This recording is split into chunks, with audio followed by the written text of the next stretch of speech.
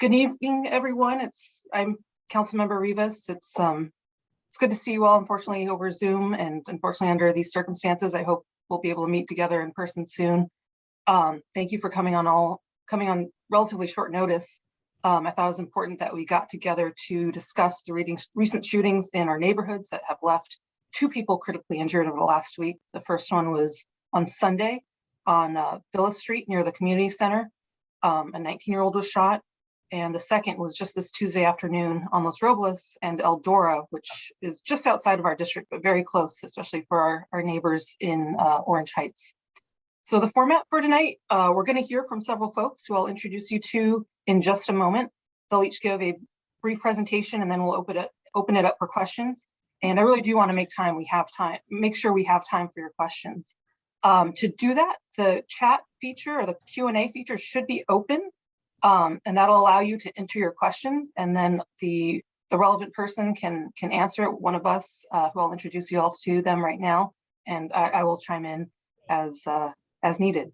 An hour isn't a lot of time. We're here until 8 o'clock, and I know Zoom isn't ideal for having kind of a back and forth conversation. So please let me know if you'd like to continue this discussion. I know some of you already have reached out to do that.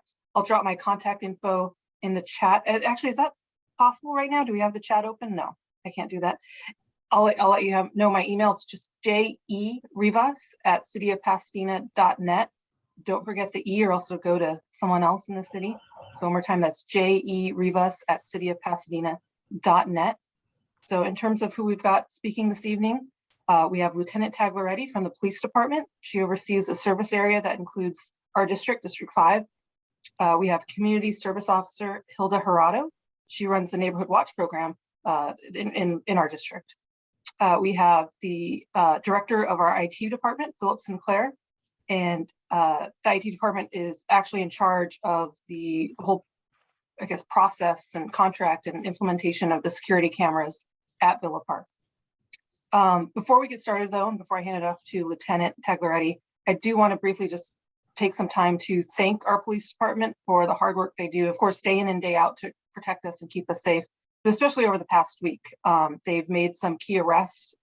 First, I'm sure we'll hear about right now, but one in the shooting that took place on Tuesday, and then also in a very high profile murder that took place in the city of LA. Someone called in, they spotted the suspect, and our police department was able to make that arrest. So I do want to thank them and acknowledge them for those arrests. So with that, I'll hand it over to Lieutenant Tagliaretti. All right. Good evening. Again, I'm Marcia Tagliaretti, and I'm the service area lieutenant for the area where you live. That's known as Northwest Pasadena Service Area 2. We'll first start out with, in regards to the incidents, we had the first shooting incident, which happened on January 16th. And this involved, obviously, our department got a call of shots fired. This is the area of Villa Parke. And when our officers arrived, they did find a victim who sustained injury by gunfire. And that victim was taken to a local hospital and was at the time in serious but stable condition. And there were other people with that victim. They were uninjured. And then we did have after that incident on Tuesday, the shooting. It took place. It's classified also as a attempt homicide, where the victim is 15 years old, the one that was injured, and he was accompanied by another male who's was uninjured. And that's the incident where it came out today that we do have an arrest based on that case. As far as on these incidents, information from our detective section is that they both are probably gang related. Okay, this is not these were not random type incidents. They're looking at it as gang related. And it's believed that on the shooting incident from January 16th, that suspect vehicle is involved or as the victim vehicle on our incident on Tuesday. So the suspect vehicle was seen on the incident that happened on Sunday, January 16th. That same vehicle was the victim vehicle on our shooting from Tuesday. So it sounds like there's a connection between the Yes, two. yes, and yes, and as far as the cases themselves, I mean, they're currently, even though on the Tuesday incident, a suspect in custody, they're both being actively investigated and ongoing, and our detectives are following up on leads. So that's all the update I have right now for those incidents. Thanks. I really appreciate hearing that. And I don't know if it's good to know or it is helpful information to know that there is a connection between the two. I don't know if you wanted to get into it now, but if you'd like to discuss Shotspotter and what the current status of that. Yeah. And just, I guess, just briefly for anyone who doesn't know what it is, the city council back in the fall, I'm forgetting exactly when it was, I want to say maybe October or November. Yes, October, agreed to enter into a contract, a 3-year contract that's going to come up with an annual review. So at 1 year and at 2 years, we'll review it to determine if we want to continue for a service called Shotspotter. And essentially what that is in a nutshell is that microphones are placed throughout an area. And if a shot is fired, a loud percussive sound, so like a gunshot, the different microphones in different locations can triangulate where that shot came from with relative precision, and then immediately alert, or I'd say within under a minute, that's the promise, at least from the Shotspotter company, under a minute, send an alert directly to our police department. And so officers out on patrol get an alert on their cell phone, showing them exactly where it is. They can hear it, and then they can, of course, make their way to that location to respond. So with that, I'll let Lieutenant give us an update on where it is right now. Yes, thank you, council member. So like was mentioned, our contract has been signed, and the technicians, they've been working hard to get all the sensors installed. So apparently they're almost done. There's a few more that need to be put in place. There'll be a total of 75 different sensors installed. And we're looking at anticipating a go live date the first week of February. So that Monday is actually January 31st, but that's the week that we're looking to go live. And that's the same week where our officers are scheduled to be trained on the system. And just want to remind everyone that this is only a tool, and it's a tool for all our officers to help us respond faster and hopefully to the exact location of a shooting. And with that, it helps us save lives, protect the community, and also collect evidence. And actually, it also gives us a better chance of getting the suspects in custody. That's what we hope to see. Hopefully we do see that. And Yeah. for sure, of course, to hopefully reduce response times to, for anyone who is injured, get the medical attention much more quickly, which time is of the essence with a gunshot wound. Yes. Next, I guess we'll move on. We'll run through all the presentations. We have Community Services Officer Hilda Harada. Yes, I would like to send a reminder, as I always do, of the importance of Neighborhood Watch. It is important that the neighbors are together so that in the event that an incident happens, and neighbors can share information with each other. And again, I have to remind you that you guys are our eyes and ears. We rely on the information that comes from the neighborhoods. And so it's important, not only when it comes to crime, but as far as disaster preparedness. If you cannot put together a large group, put together a group with your immediate neighbors. But there's got to be communication with the neighbors so that we can be successful here.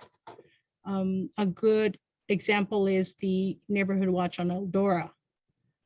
It's a well-established group, and not to mention cameras. Cameras are very important, and I believe that was instrumental. Thank you. Are you referring to cameras that residents have on their property? Yes. Okay. They're very useful, and they're very instrumental, very, very good. Great. So Yeah, just and I'll just, a oh, reminder. sorry, go ahead. I didn't mean to cut you off. No, it's okay. We're constantly around Villa Parke. As soon as an incident takes place, we canvass the neighborhood, either providing press release information, community safety tips. So we are out in the community canvassing, whether it's a location where a crime took place, anything from a residential burglary, vehicle burglaries, anytime there's a crime trend, we make our way out to the community and canvass. So that's also another way that you can get to meet us and reach out to us. Thank Yeah, you. and I'll just chime in. I feel like neighborhood watch has a certain connotation and people may be skeptical or not sure of what that is or if they want to get involved. And since I've joined the council over the last year, I've seen a couple of neighborhood watches get stood up in our district, and I've found them to be very similar to and serve a similar function to neighborhood associations. It's really people getting to know one another, building community. You know who your neighbors are. You know to look out for one another. At its core, that's what I've found it to be, and I think it's a positive program. Yes. So Yeah. thank you for your work on that. Yes. Is that all for now? Or Yes. Okay. Thank you. I'll move on to Director Philip Sinclair of our IT department, who will speak on the security cameras at Villa Parke. Hi, good evening, everybody. I'm giving you an update about security cameras within the park. We have been, our department is installing security cameras at Villa Parke.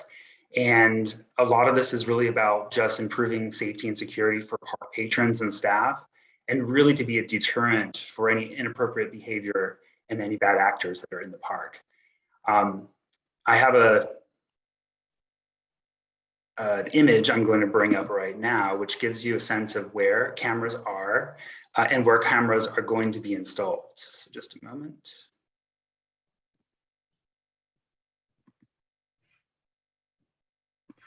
There we go.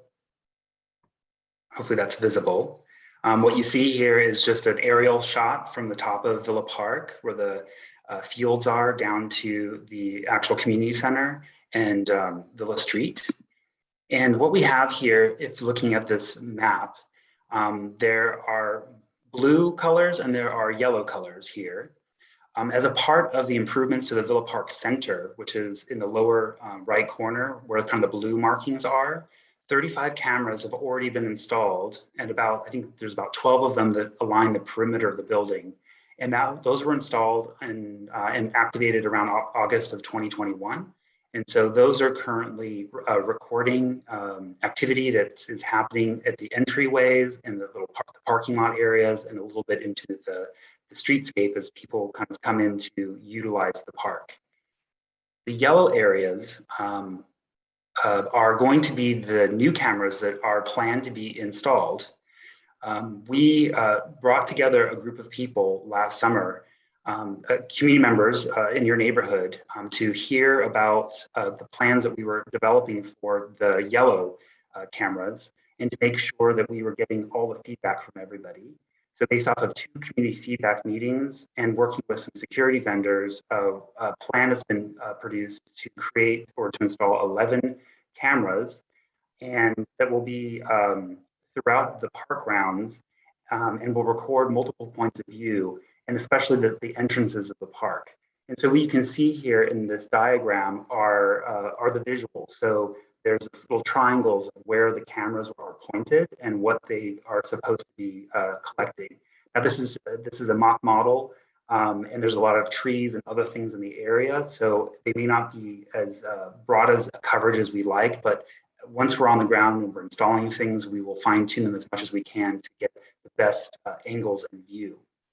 About these cameras is that we're going to be recording about 30 days of high definition, and we'll be keeping low definition videos for up to a year. And these cameras will always be on or always be recording whenever there's movement. The cameras themselves are really here to be crime deterrents, and are really used for recordings only. And so there's no live surveillance happening. And our Parks and Recreation staff are the ones who will have access to view these cameras unless there's some type of investigation, and then they can be provided to the authorities to be reviewed. So where we are with these cameras right now is that we had to go to bid through city processes and collect the vendor who will be installing this. Our city council and Councilmember Rivas helped approve the contract for the vendor just at the end of October. And we're working with the vendors right now to get everything situated and ordered so that we can begin the installation. I believe it starts next month, and it's expected to be installed and active and live, the yellow areas, by May of 2022. I think that's all the update I have for you. Mind if I ask a few questions while you have the image up? Sure. So I vaguely recall when we spoke about this months ago, that the individual cameras are those ones that are like inside a sphere and then they can move around and change direction. Is that correct? They are in a sphere, so you can see that like this camera kind of right in the middle looks like it's doing a 360-degree view, and so some of the other cameras have different angles that are being set. Right. But yes, the cameras are those sphere ones you may see like at a retail store or maybe in a parking lot. And so that's what's planned. Yeah. So the reason I asked that is that we can adjust them as needed or as necessary, or as the community, as these are installed, if they have further thoughts. We got a lot of input. I know people were particularly interested in having them point at the street. So it looks like a bit of the street on the north, on Park Street, on Garfield, on the west, and on Villa will be covered. Will be some spillover. But the elements of this particular project and the funding that's coming for it, which are federal grant dollars, are really specifically about the park security. But we wanted to make sure, and there'll be some spillover, especially in the entrances and some other areas where we may be able to expand the sight lines.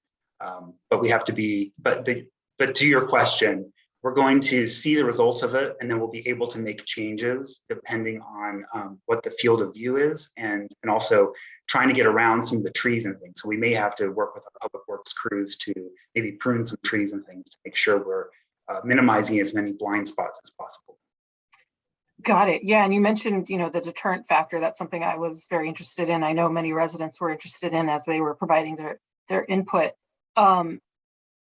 Will they be highly visible? I mean, I'm wondering how that deterrent factor will play out. Will people, when they're in the park, see them? They're very obvious. Will there be signs? What is the plan for that? It's a good question. They should be pretty obvious. Okay. We're also going to be putting up signs, especially the entrances of the parks, that say that this area is under surveillance with a camera image, so that people who may not see it but who are coming through one of the entrances will definitely know that the park is being actively recorded. Got it. And last question before we jump. It looks like we already have a good number of questions in the queue, so we'll get to those. But last question for you while we have this up. Could you provide some context for everyone? I know this specific project or camera installation project is part of a larger security effort. Could you just kind of give a broader overview of that? Sure. There were two initiatives. The first one was securing a lot of the city facilities, as I mentioned, to make sure that our patrons and our city staff were safe. And so that was part one, where we installed the cameras within this city facility. And there are other cameras in other cities facilities around the city as well. When it comes to the parks, however, there's been a very big effort underway to install security cameras in a number of parks that are faced with some similar issues as Villa Parke, unfortunately. And so I believe it was just in December, the City Council also approved appropriations or a redirecting of some federal funding that we have, the CDBG grants they're called, to also install similar technology at Robinson Park, La Pintoresca Park, Jackie Robinson Community Center, and I'm missing one. No, actually those 3 additional parks. So there will be 4 parks total that we'll be working on. This is the first one that will be completed, as I mentioned, estimated by May of 2022 for this year. And then the other 3 parks are supposed to be completed shortly thereafter, for sure before the end of this calendar year, though. Great. I've turned my attention over to the questions. So bear with us, everyone, as we figure out what is the best way to handle this. But we can all see the questions. So I don't know if anyone wants to jump in and answer one, or I could kind of read them out as we go along. Does anyone have a preference of any of the panelists have a preference how we do it? No? Okay. It will work. The first question, looks like we've already answered part of it. Has there been any new security, lighting, or surveillance installed at Villa Parke, given the excessive crime in the area? This is urgent. So we just talked about the cameras.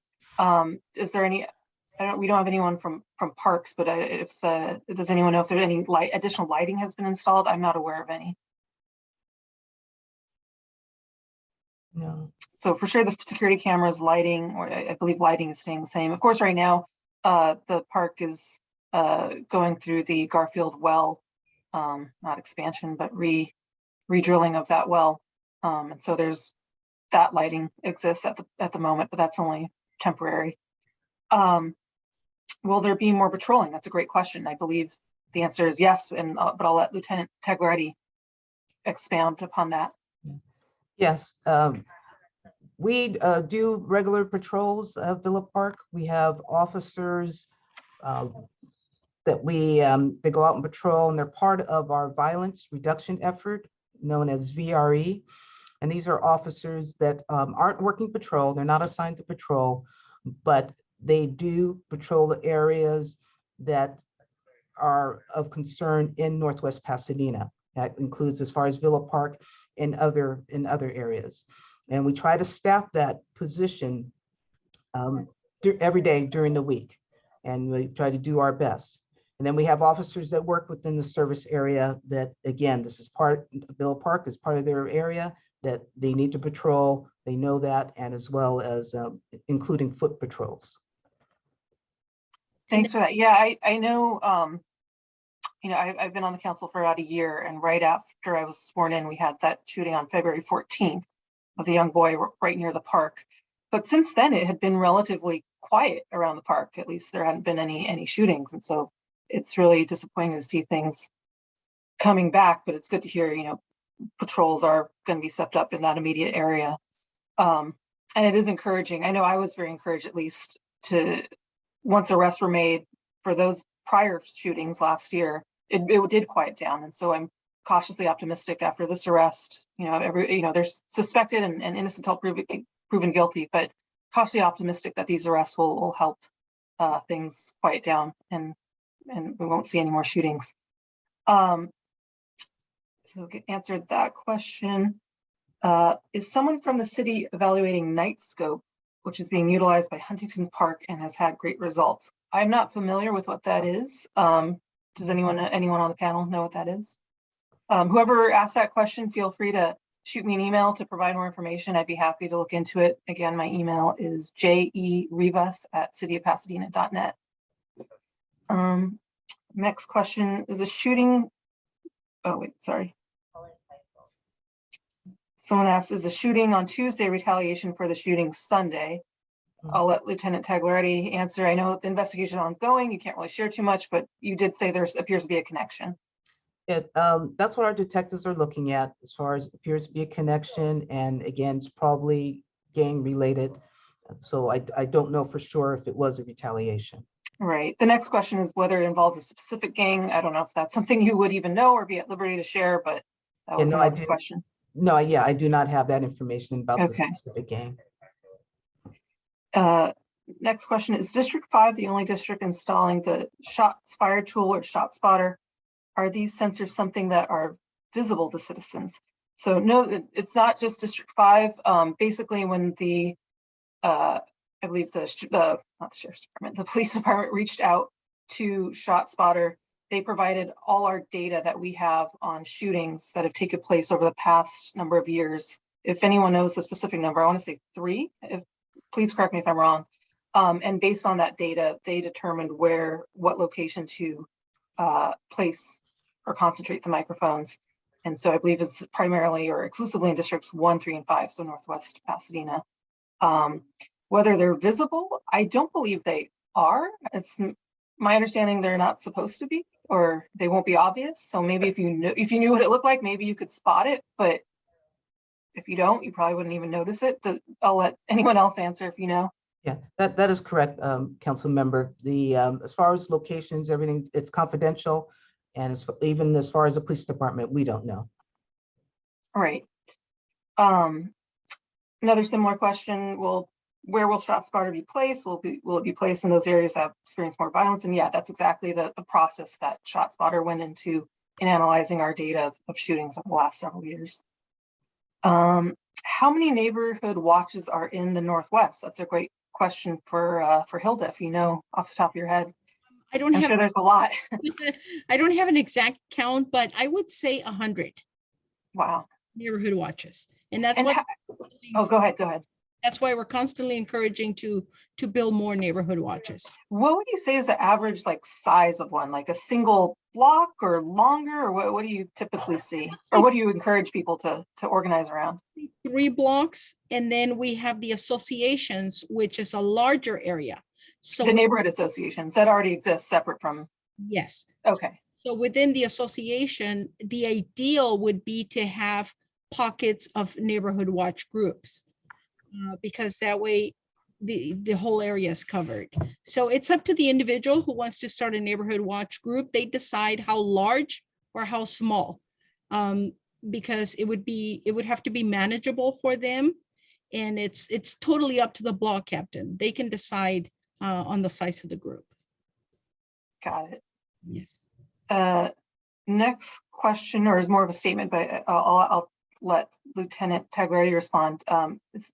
Neighbors need reassurance from the police department that calls will remain anonymous. That is not happening. Could you explain kind of how that works and what how the department does work to maintain people's anonymity and what we can do to help promote that as well? Okay.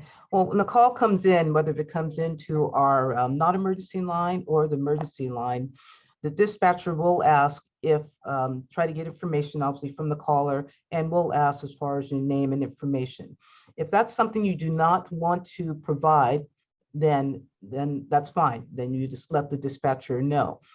If you do not want officers to contact you in person, again, it's important for you to let the dispatcher know. They do make note of that, and that information is provided to the officers responding. If you like to be contacted, but only by phone, same thing. The officer can call you by phone. Keep in mind, when we have incidents like these that took place, which we classify as critical incidents, these shootings, our officers will, and they do, as well as community services, canvass the neighborhood. And we're doing that as far as if there's any witnesses, any more information, anything that anyone can provide for us. But the same thing, if you are contacted in person by an officer, if you happen to answer your door, then you can let them know that about remaining anonymous, and they can relay that information to our detective section. So again, we do our best. We can't do this job alone, and we appreciate all the information that our residents can provide to us. Is there any difference in terms of anonymity if someone calls the police department directly versus calling Crime Stoppers, which I know is another option people have? I'm not sure on the as far as the Crime Stoppers. I know on ours that we do get notification as far as anonymous or name or information like refused. So so then we won't have that information. But I'm not sure on the as far as the Crime Stoppers. Got it. And to the person who asked that question and has concerns, I don't want to say your name, but feel free to reach out directly to me so we can, if there was a specific issue, we can try to figure out what went wrong and make sure that doesn't happen again.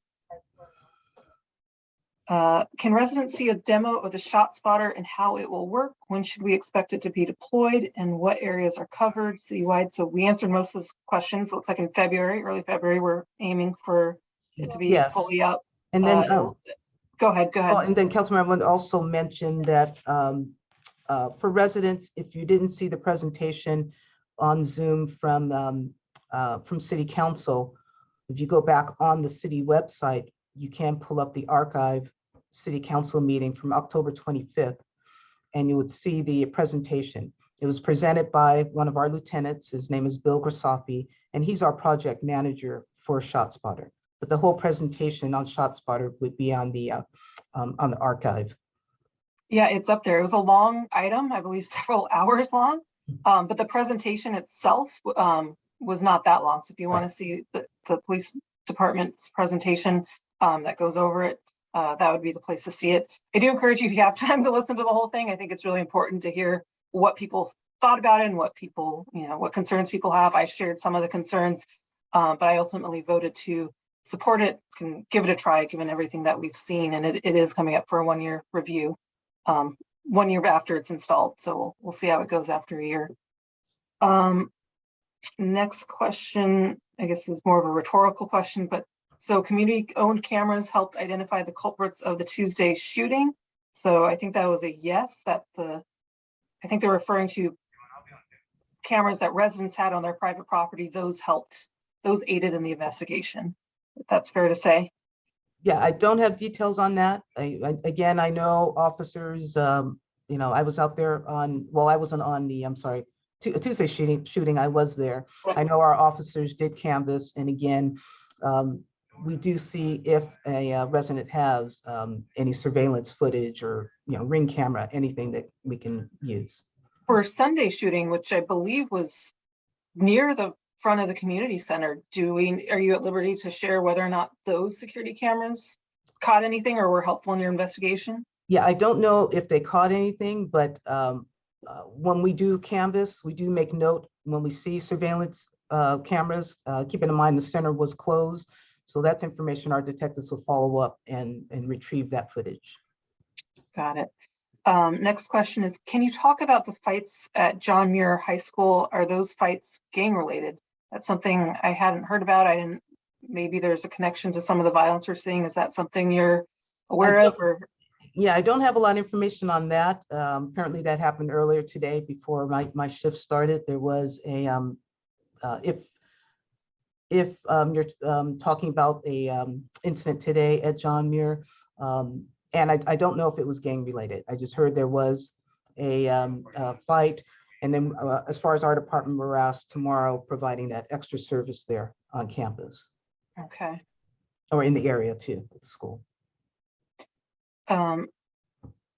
People want to, or the next question is, how is the 15-year-old boy doing? Was he a gang member or just a passenger in the car? I don't know how much you can share. Yeah, don't have a lot to provide on that. Yes, a passenger in the car. Don't know anything in regards to gang affiliation. The next question is, why is Villa Parke and its surrounding areas, why have Villa Parke and its surrounding areas been a hotspot for these deadly incidents? Which is, I'll let you try that answer, but I'm sure it's a whole host of things, unfortunately. Yeah, and some of the incidents and ones I'm thinking of, again, have been gang related, affiliated with gangs. And of one of our gangs in Pasadena, Villa Parke, is known for an area that they will congregate. Yeah, that's, again, it's been over the last year, it seems like it is exclusively, I don't say exclusively, but just as a layperson, as a resident, as a council member who gets these briefings, it does seem very strongly gang related, and it ebbs and flows, unfortunately. And so we saw a lot about a year ago, and then it was quiet, and now it's started up again, and it's not good. The next question is very long. It's like a paragraph. So let me try to skim it and figure out what the question or questions are.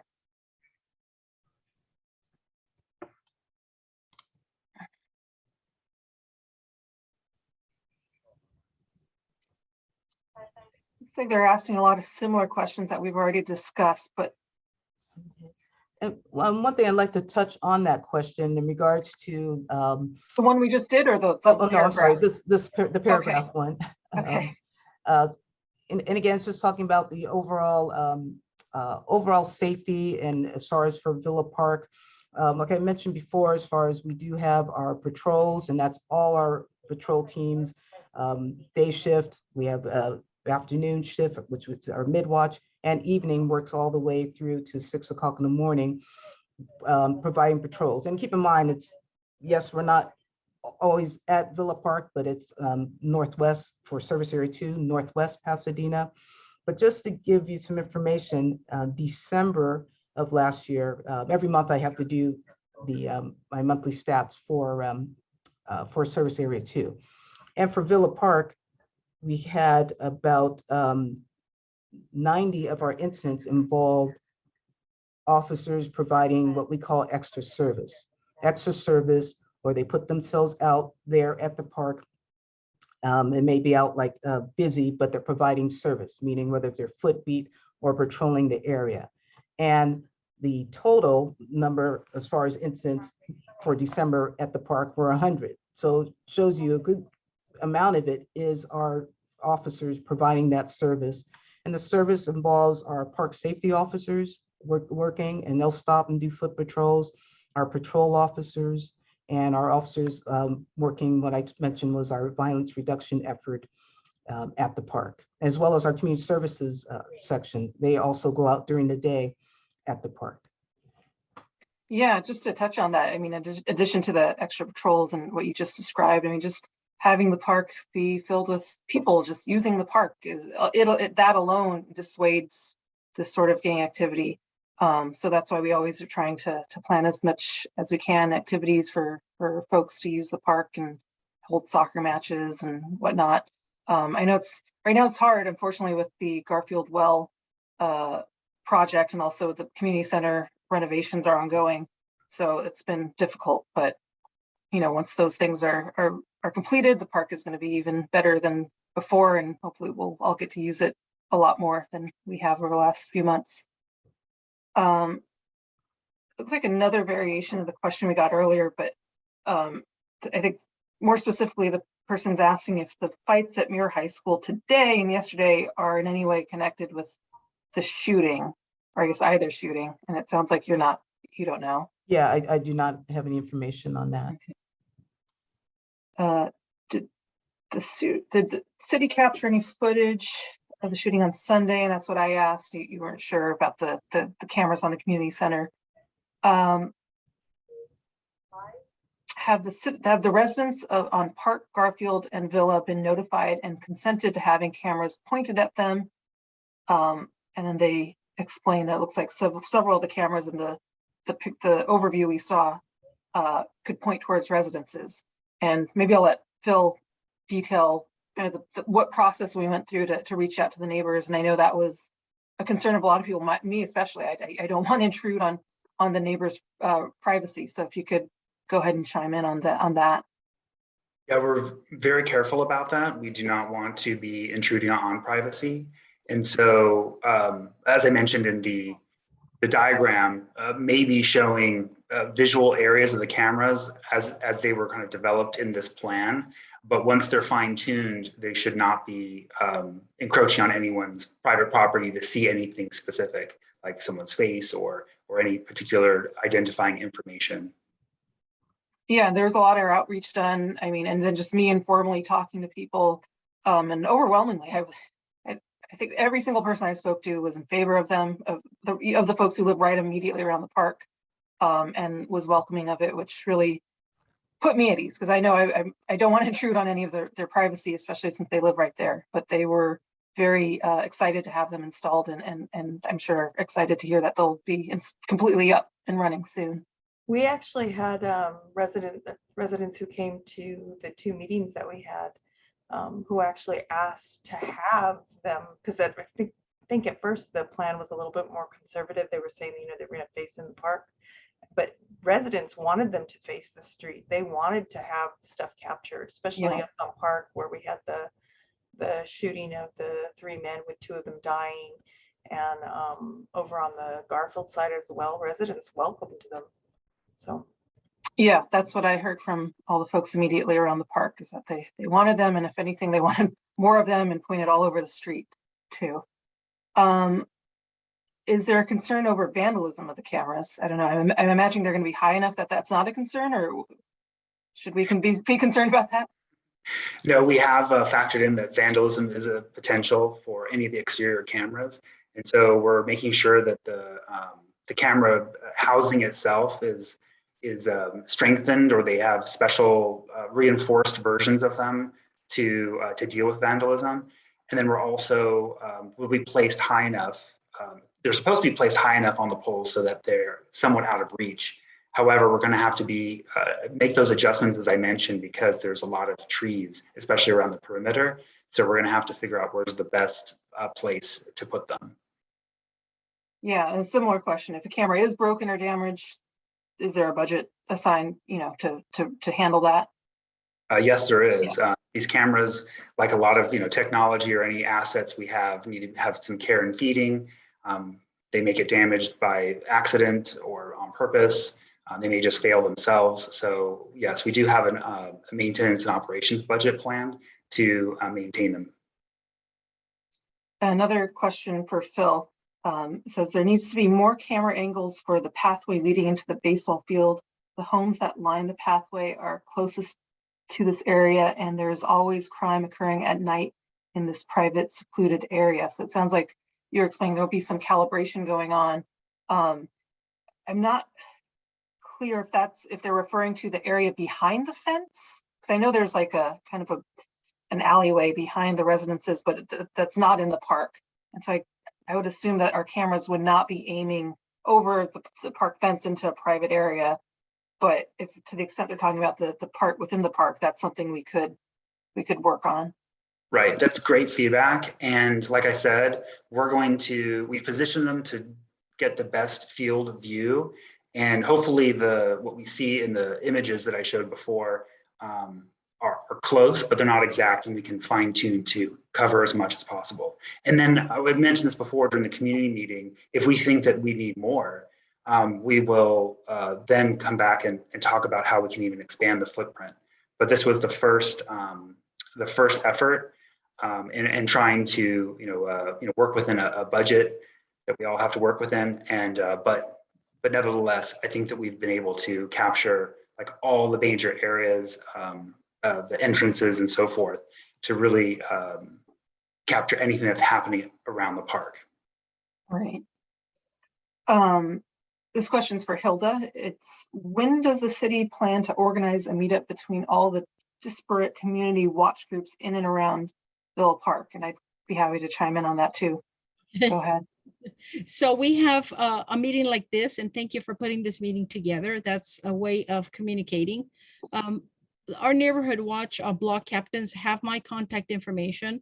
If anyone wishes to have a meeting, all you have to do is reach out, and I would be glad to host that meeting. So it's a request, and I can do that. It's a way to bring the block captains together. Yes. That's great. Yeah. And I know Margot and I, when we're reaching out to folks about issues happening in the park, construction, et cetera, street closure, whatever may be happening, we're reaching out to those same people. So it sounds like there's a lot of overlap, and it'd absolutely be great to have, everyone get together. And so everyone knows who everyone else is. Exactly. It's an excellent idea, and we can bring the group together. Yes.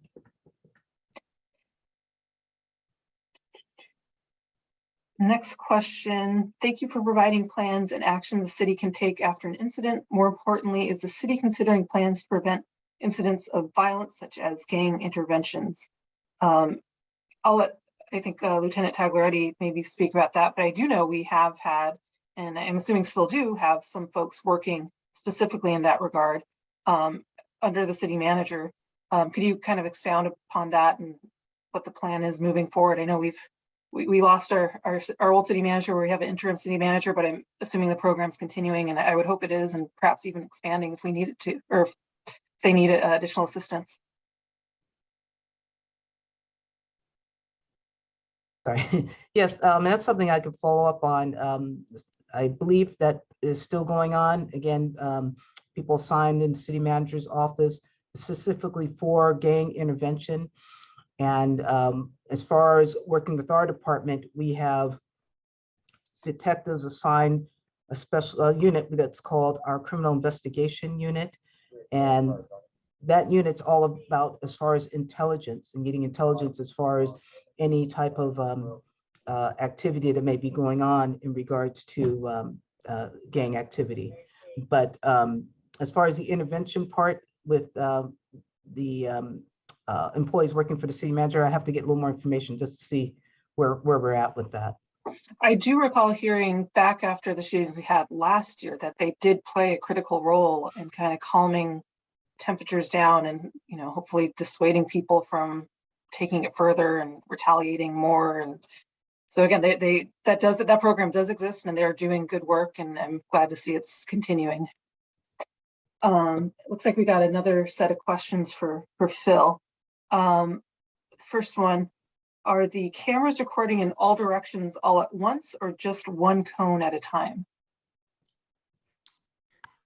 They're recording in all directions at once whenever there is movement, when there's movement in front of the camera.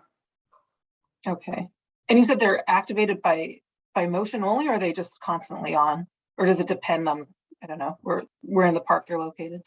There are various settings, and I'm not sure what's being configured exactly, but what I believe some of the other ones that I'm aware of, sorry, I don't know exact configurations, but when movement happens, high definition recording begins.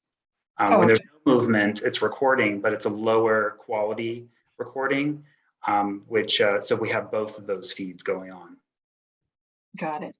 Another question about the cameras. Is there any concern that the surveillance at Villa Parke will result in activity moving to other parks? And I know, Phil, you mentioned there's also going to be cameras in other parks. Maybe you could just briefly remind folks which parks will be getting the cameras. So we do have authorization to proceed with implementing similar technology at Robinson Park, La Pintoresca Park, and Jackie Robinson Community Center.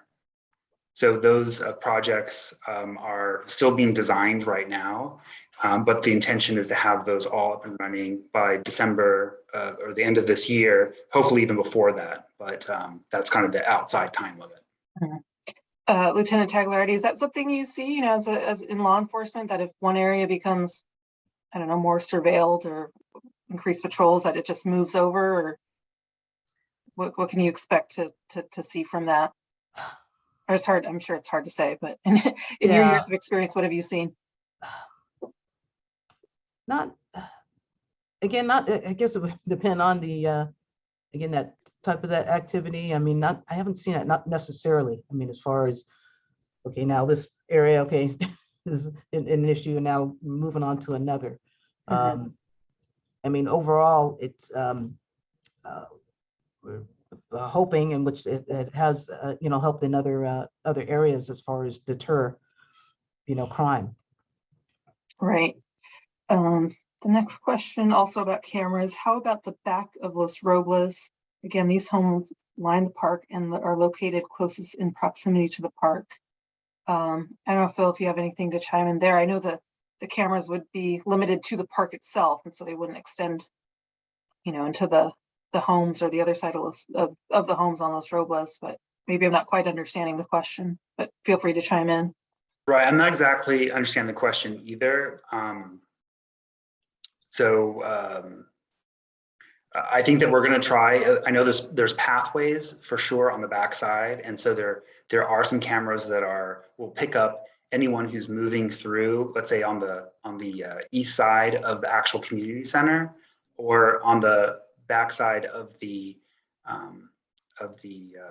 baseball diamond.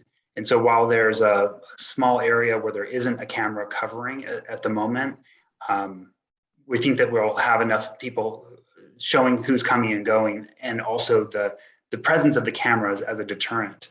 But like I said before, once we get this first version all installed, if we need to come back and look at expanding some more, we can.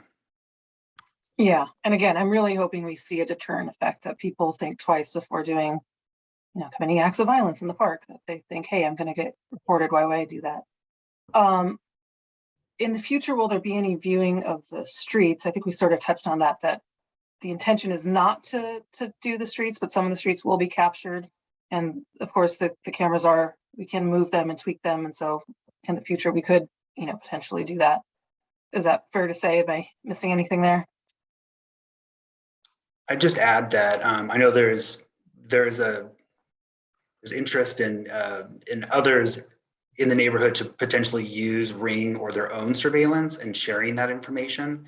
So that could be another method of getting more of the private property than it is to install more city managed cameras.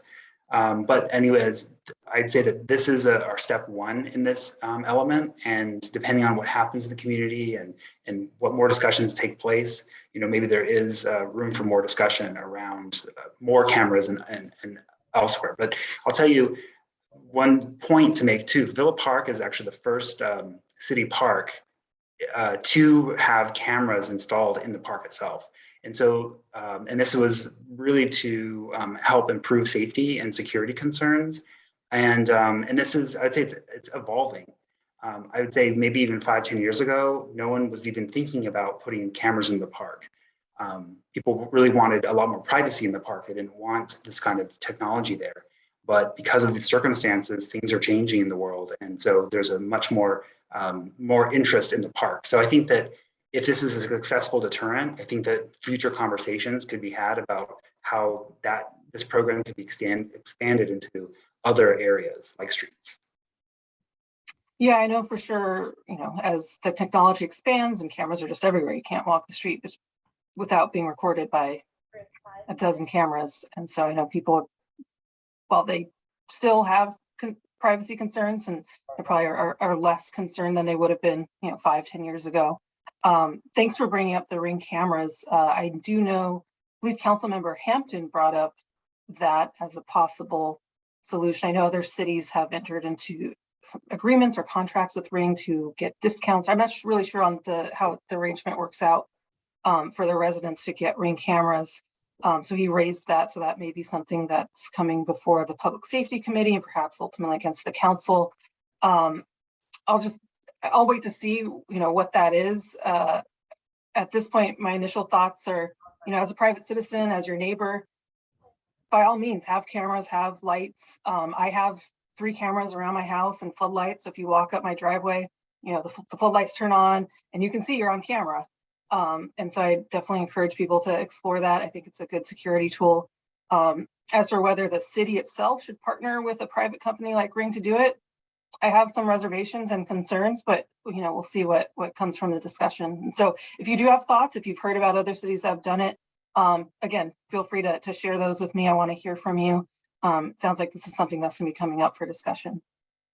Let's see. Oh, and we're almost out of time, and we have a lot of questions, but whatever question we don't get to, I will be sure to track down all the answers from our panelists and we'll shoot them out on our email list. Looks like we're halfway through the questions, but a lot of them are kind of repeats, but let's try to get a few more done before we're out of time. Next question is about the gang unit. So I'll let Lieutenant Tagliaretti answer, but I'll also chime in too. So the question is, since it appears that a majority, if not all of these shootings are gang related, is there a consideration of bringing back the gang unit? As a Latina, I am usually not a proponent of gang units as they often disproportionately target minorities, but given the increase in incidents, is this necessary now? I know that was an action that our former Chief Perez took to disband the gang unit. And the way he described it was, we're going to lead or approach these issues, these flare-ups of violence and gang violence with a more intel-based approach instead of just kind of going down the street and stopping everyone, which can be incredibly discriminatory and harassing of our neighbors. And I'm sure people on this call that it's not something that a lot of us are comfortable with. And so I supported that move.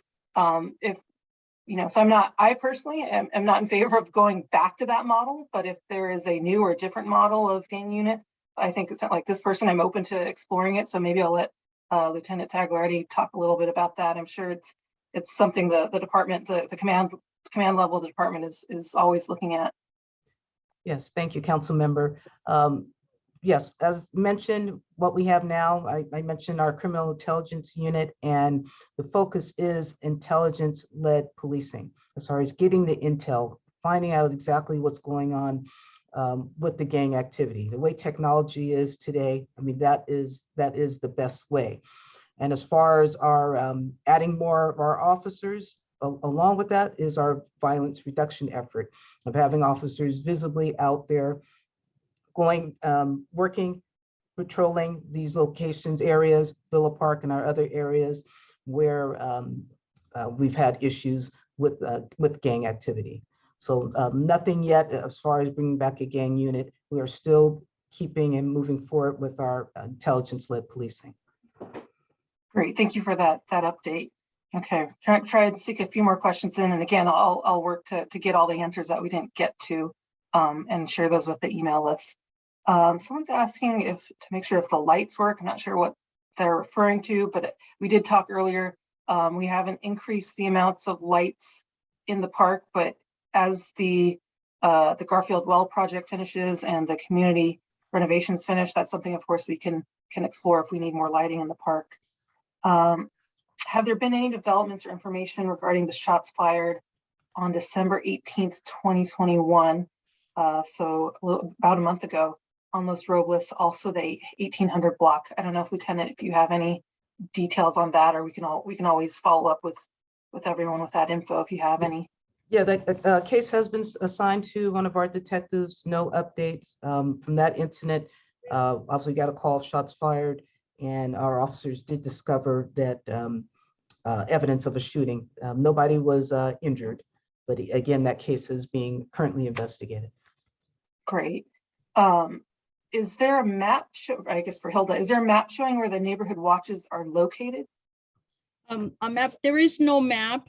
Our neighborhood watch groups, unlike the associations, there is a certain amount of confidentiality when it comes to our neighborhood watch groups. So my recommendation would be if a person is interested in knowing if there's a neighborhood watch group in their neighborhood, feel free to reach out to me, and I will do my best to either include you on that group or give information on how to start your own group. Please, the beauty of this panel is that you have a person that you can go to and email us or ask us any question that was not covered. But feel free to reach out to me. All right, I'm just trying to pick one more, and the rest we'll answer offline and share with the list. Oh, it's a good question. There used to be a PPD satellite office at Villa Parke, which would be a good idea for officers to get to know residents and become more knowledgeable and involved with crime prevention.